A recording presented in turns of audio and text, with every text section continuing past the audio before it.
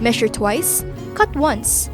Ito ang naging eksena sa buong araw ng 17 kababaihan mula Tarlac City. Ang grupo kasi nila naging abala sa isang dressmaking training na hatid ng Tarlac City LGU sa ilalim ng Tarlac Center for Learning Skills and Success o T-Class. Laking tulong naman ito para kay Ate Mel. Sa T-Class, nakapag-training po ako ng dressmaking with pattern making and ma-apply po ito sa akin bilang pangkabuhayan at makakatulong po sa akin at makakapagtulong po ako sa aking mga member sa Bora Tarlac City. Maraming salamat po, Mayora, Susan Yam, and Governor Christian Yam sa inyong tulong sa aming mga kababaihan, especially MLO po. Salamat po!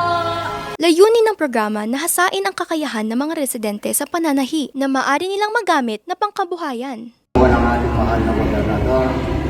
Katulong po niya ang aming mayora. Sino man po interesadong mag-apply, matutong manahin, maging par lang po kayo dito sa aming opisina sa T-Class office. Maraming salamat po. Mayora Susanyap and Governor Esanyap. Maraming salamat po.